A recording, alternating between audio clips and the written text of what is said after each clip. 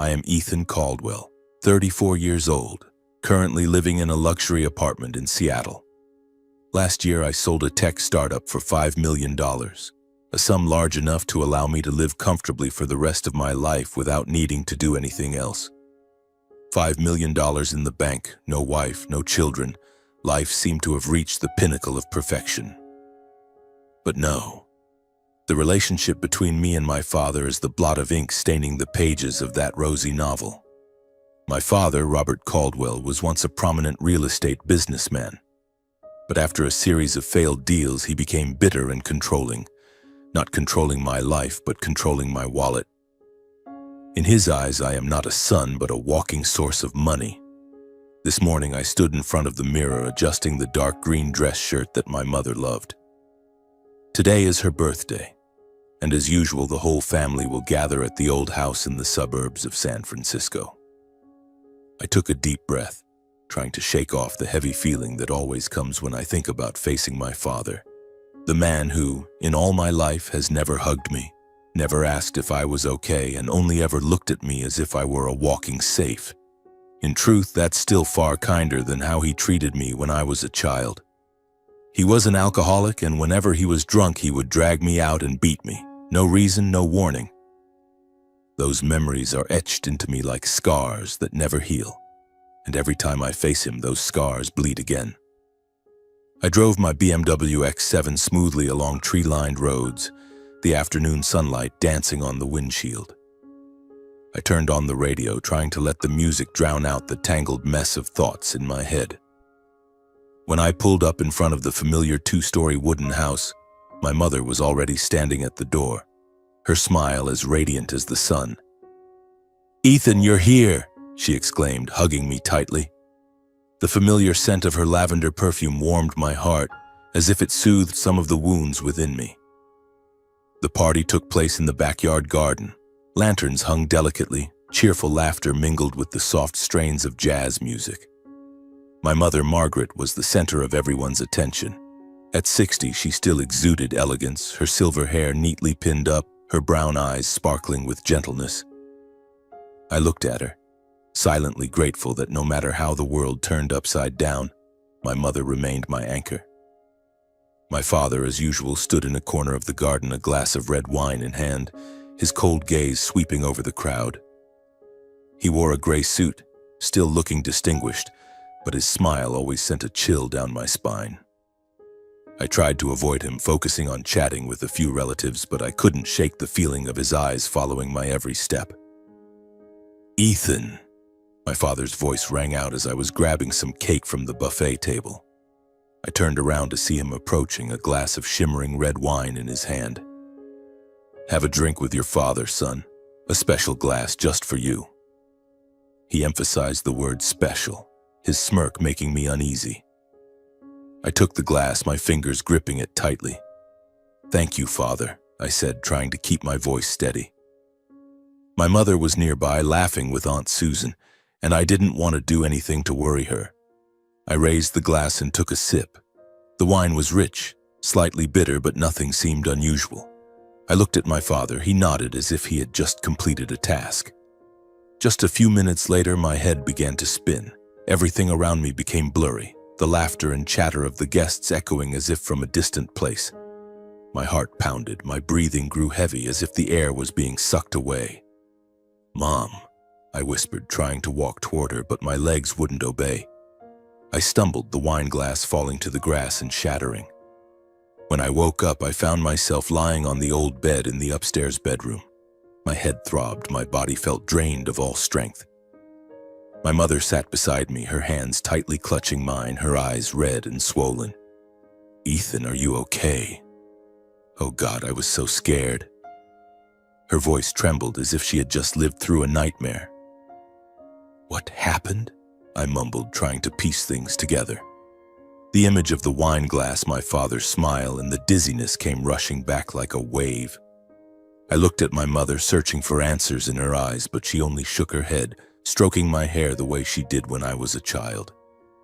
"You passed out in the garden. Your father said you drank too much, but I know you didn't. You only had one glass, didn't you?"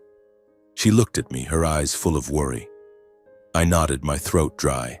One glass. Just one glass of wine from my father. I held my mother's hand, feeling her fingers tremble slightly. The room was silent save for the ticking of the clock on the wall.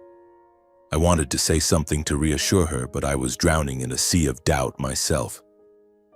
That glass of wine, my father's cold smile, and the sensation of being drained of life, all were pieces of a puzzle that didn't yet fit together. "Ethan, I'm so worried," my mother said, her voice softening as if afraid someone outside might hear. She stood up, walked to the window, and looked out at the garden where I had collapsed. "What you went through, the dizziness, the shortness of breath, losing consciousness, I've seen it before. It was just like my father." I froze, my heart pounding. "Grandfather?" I asked, my voice hoarse. I had only met him a few times as a child, a tall man with a booming laugh.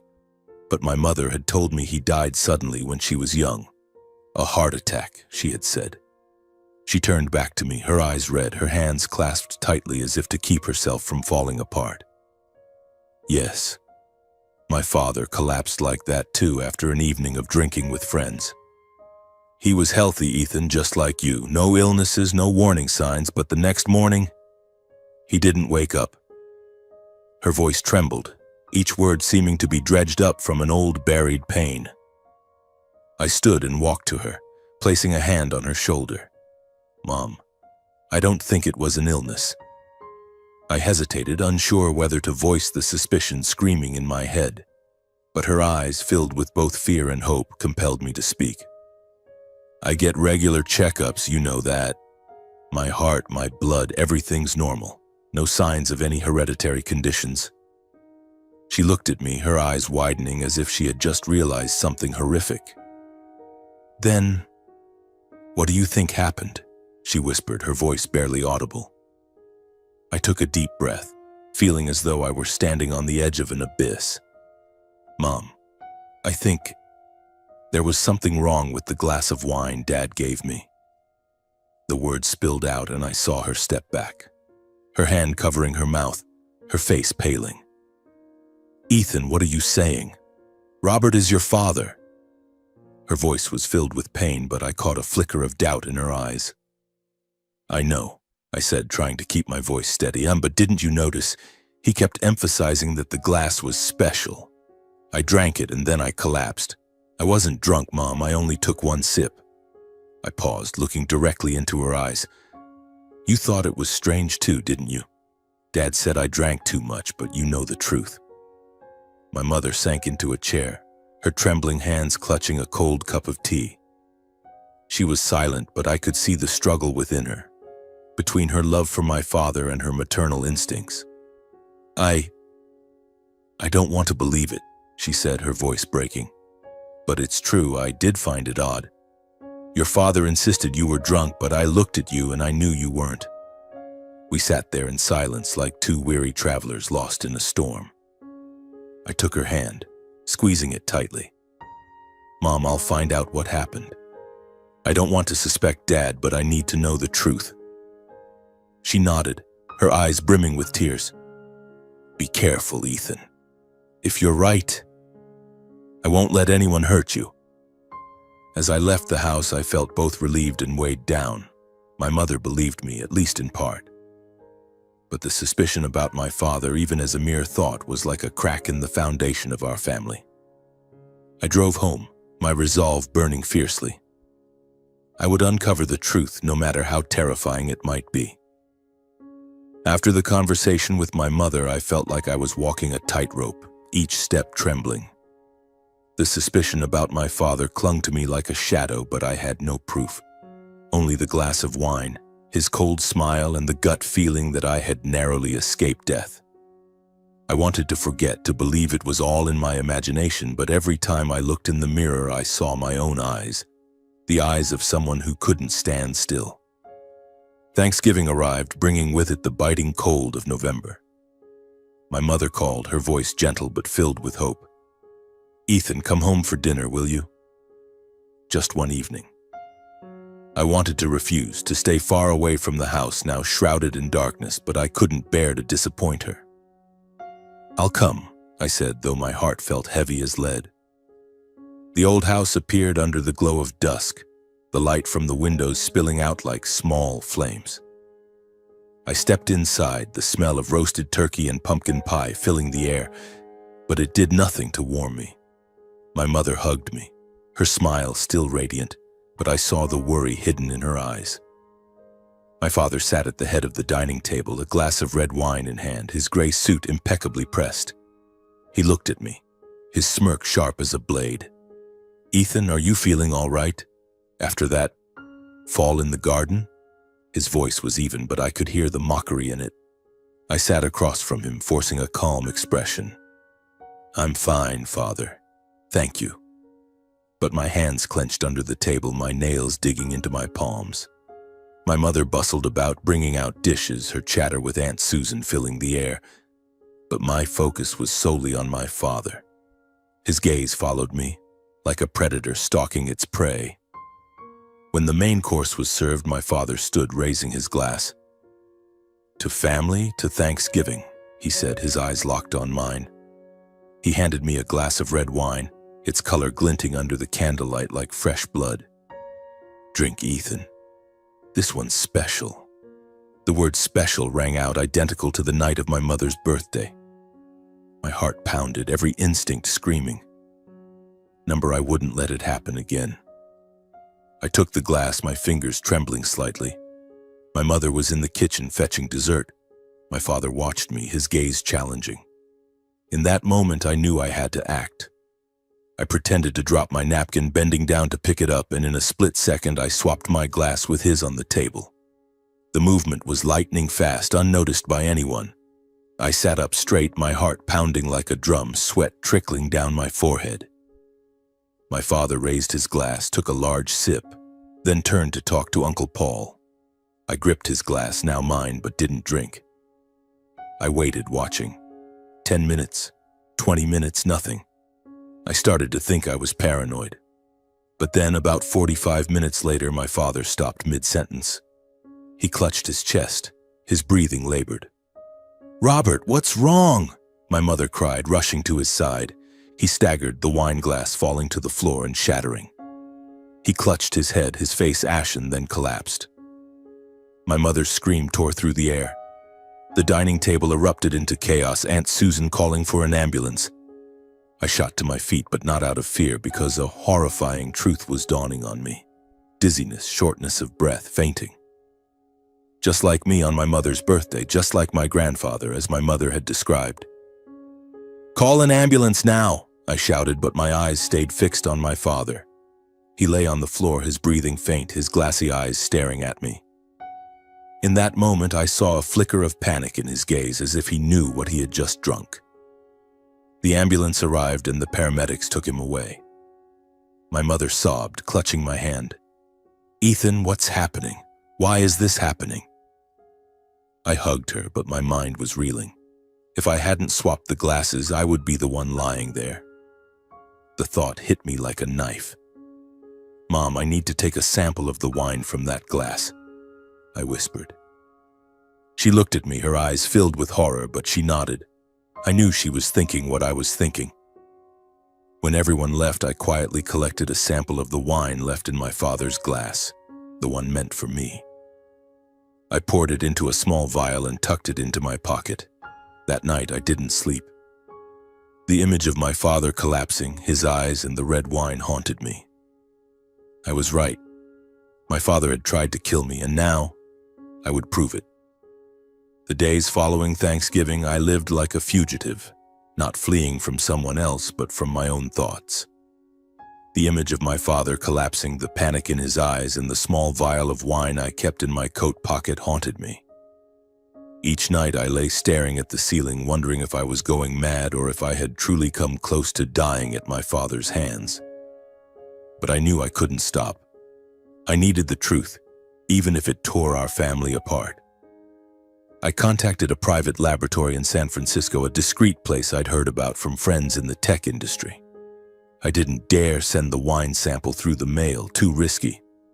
Instead, I drove there, the vial tucked in my coat pocket like a tiny bomb. The technician, A middle-aged woman with thick glasses looked at me curiously as I handed her the vial. "I need it tested for anything unusual," I said, trying to keep my voice steady, "as fast as possible." She nodded, asking no questions. 3 days, she said. Those 3 days felt like 3 years. I returned to my apartment, locked the door, and drew the curtains as if afraid my father might appear at any moment. My mother called, her voice frail. "Ethan, your father's doing better. The hospital said he went into shock, but they couldn't find a cause. Do you know anything?" I heard the doubt in her voice, but I didn't dare tell her. "I'm looking into it, Mom, don't worry." But I was the one dying inside from worry. On the 3rd day, my phone rang. It was the technician. "Mr. Caldwell, we have the results. You should come in." Her voice was cold, professional, but I sensed the gravity behind it. I raced to the lab, my heart pounding. She handed me a report pointing to a bolded line, "Barbiturate, high concentration." "It's a sedative," she explained. "This dose was enough to cause unconsciousness, even death if not treated in time." I stood frozen, the paper trembling in my hand. Barbiturate, not alcohol, not drunkenness, not illness. Someone had deliberately put poison in my glass of wine, and I knew who. I looked at the technician, forcing my voice to stay calm. "Thank you. Don't tell anyone about this." She nodded, her eyes full of sympathy. On the drive back, I circled the city, my mind reeling. My father, the man who raised me, the man I had once tried to please despite his coldness. Why? Then I remembered my wealth, $5 million, no wife, no children. If I died, my father was the legal heir. The realization hit me like a punch to the chest. He didn't just want to control me, he wanted me gone. I parked by the bay, watching the waves crash against the rocks. The cold wind blew, but I felt nothing except the anger burning inside me. My father had tried to kill me not once, but twice. And if I hadn't swapped the glasses on Thanksgiving, I wouldn't be standing here. I gripped the report tightly, resolute. I would confront him. Not for revenge, but so that my mother and I could be free. My father was discharged from the hospital a week later, looking weaker, but his eyes still sharp as a blade. My mother wanted me to visit, but I knew this wasn't an ordinary visit. I brought the lab report, tucked in my coat pocket like a protective talisman. As I stepped into the old house, I saw my mother in the kitchen preparing tea. "Ethan, you're here," she smiled, but I saw the sadness in her eyes. "Your father's in the living room." I nodded, took a deep breath, and walked in. My father was seated in an armchair, a glass of wine again in his hand. He looked at me, that familiar smirk curling his lips. "Ethan, come to visit your old man. That's good of you." His voice was light, but I could sense the wariness beneath it. "I need to talk to you privately," I said, my voice firm. My mother was in the kitchen, out of earshot. He raised an eyebrow, gesturing for me to sit. I didn't. Instead, I pulled out the lab report and placed it on the table in front of him. "Barbiturate," I said, staring into his eyes. "In the wine you gave me on Thanksgiving. Enough to kill. Explain." His face stiffened, but he quickly regained his composure. "What are you talking about, Ethan? Poison? You've lost your mind." He laughed, but the laugh was forced, unable to mask the panic in his eyes. "Don't lie," I said, my voice cold as stone. "I swapped the glasses with you. That's why you collapsed, not me. I have proof. The lab confirmed it. If you don't tell the truth, I'm taking this to the police." Silence. Only the ticking of the clock and my father's heavy breathing filled the room. Then, like a wall crumbling, he slumped, his hands covering his face. "Ethan, forgive me," he whispered, his voice breaking. I only meant to knock you out. I was going to forge a will, take your money. I'm in too much debt, Ethan. I had no way out." I stood there, looking at the man who was once my father, now just a desperate shell. His confession cut like a knife, but strangely I didn't feel anger, only sadness, deep and heavy. "Why, Dad?" I asked, my voice hoarse. "I'm your son." He didn't answer, only bowed his head, tears streaming down his cheeks. I thought of my mother, of the years she spent living with a man like him. I wanted to call the police to make him pay, but I knew it would destroy her. "I won't go to the police," I said, my voice trembling. "But from now on, stay away from me and don't ever touch Mom." I turned and walked away, leaving him in the cold room. As I stepped out, I saw my mother standing at the door, her eyes red. She had heard everything. I hugged her, feeling her body tremble. "Ethan," she whispered, but said nothing more. I knew from this moment everything would change forever. I left the living room, leaving my father sitting there, his head bowed like a broken statue. His confession echoed in my mind, each word a fresh cut. I had thought confronting him would bring relief, but it didn't. Only pain, heavy and cold. As I stepped into the hallway, trying to hold myself together, I saw my mother standing at the kitchen door, her hands gripping the frame, her face pale. "Ethan." Her voice trembled, her eyes red and brimming with tears. I froze. She had heard it all, the confrontation, my father's confession, everything. I walked to her, wrapping her in a hug, feeling her tremble in my arms. "Mom, I'm sorry," she whispered, as if she were the one at fault. "I never imagined Robert could." I led her to the garden where the lantern still glowed faintly from her birthday. We sat on the wooden bench, the silence broken only by the rustle of the wind through the trees. I held her hand, waiting for her to speak. Finally, she took a deep breath, her voice steadier. "Ethan, I heard everything. What your father said, I can't believe it, but there's something I need to tell you." She looked at me, her eyes filled with both pain and resolve. "The symptoms you had on my birthday, they were exactly like my father's. He collapsed too after an evening of drinking with Robert." She paused, as if summoning the courage to continue. "My father died soon after. Everyone said it was a heart attack, but I always found it strange. He was healthy, no illnesses. And after he died, Robert inherited nearly all of my family's wealth. I felt my blood run cold." "You suspect Dad was involved in Grandpa's death?" I asked, my voice hoarse. She nodded, tears streaming down her cheeks. "I didn't want to think it, Ethan. I loved your father. I wanted to believe in him. But now, I'm afraid I've been living with a monster." Her words were like a cold wind, stripping away any remaining illusions. I hugged her tighter, feeling her pain merge with mine. "Mom, if you're right, we need to find the truth," I said, my voice firm. "Not just for me, but for Grandpa, and for you." She nodded, wiping her tears. "I'll help you, Ethan. No matter what happens, I want to know the truth." We sat there under the dim moonlight, mother and son, now allies in a battle neither of us could have foreseen. I knew the road ahead would be painful, but I was no longer afraid. With my mother by my side, I was ready to face anything. The day after, my mother and I began our quest for the truth. We didn't talk much, only acted like two soldiers in a silent battle. I suggested starting with the safe in my father's study, where he kept important documents. My mother agreed, though I saw her tremble as she opened the door to that room. "I haven't been in here in a long time," she said softly. "Robert didn't like me touching his things." The safe sat in the corner, a cold block of steel. My mother remembered the code, their wedding date, a detail that stung my heart. Inside, we found real estate papers, contracts, and an old, worn, leather-bound notebook. "This was my father's journal," my mother whispered, her hands shaking as she flipped through the pages. The scrawled handwriting of my grandfather emerged, chronicling his final days. One entry stopped us cold. "Robert's acting strange. Last night, after a glass of wine, I felt dizzy, short of breath. I suspect he means me harm. If something happens to me, investigate." My mother and I looked at each other, speechless.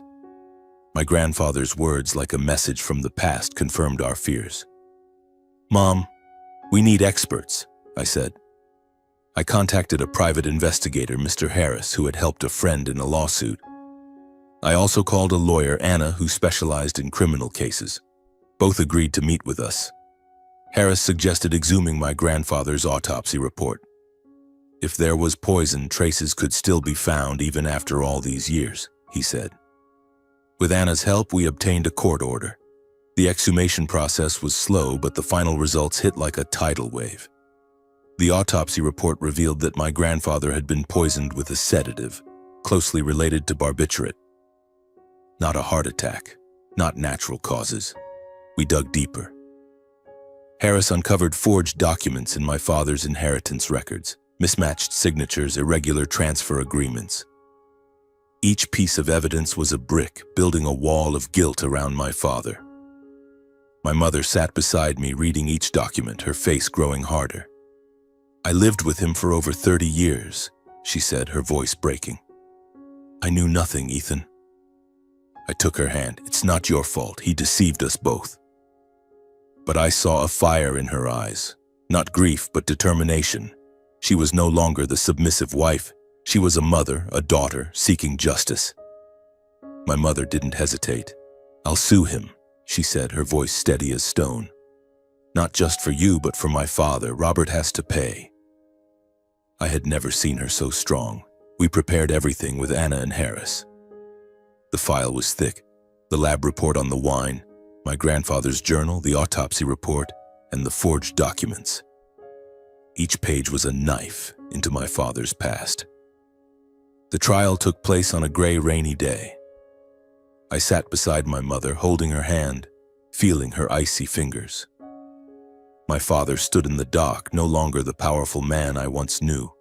He looked aged, his eyes hollow, but he still tried to deny the charges. I didn't do anything, he said, his voice weak. But the evidence was undeniable. Anna laid out every detail. The wine laced with barbiturate, the intent to kill me. My grandfather's journal, the autopsy report, and the forged documents proving my father had poisoned my grandfather to seize the family's wealth. The prosecutor called my mother to the witness stand. She stood tall, her voice clear, recounting the years of living with a manipulative husband and the pain of learning he had killed her father. I watched her, my heart swelling with pride mixed with sorrow. My father had no chance. The jury took only 2 hours to reach a verdict: guilty.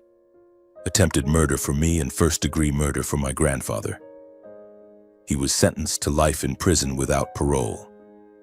As the police led him away, he turned to look at my mother and me, his eyes empty. I felt no triumph, only a void where our family once stood. After the trial, my mother moved in with me in San Francisco. The old house was sold, a way for us to close the door on the past. My mother found peace, free from my father's manipulation. She started gardening, tending to lavender blooms, and every afternoon we sat drinking tea, talking about simple things. I looked at her, seeing her smile return, though tinged with lingering sadness. "Are you okay, Mom?" I asked one day as the sunset bathed the garden in gold. She nodded, squeezing my hand. "I'm okay, Ethan. Justice has been served. My father can rest in peace, and you're safe. That's all I need."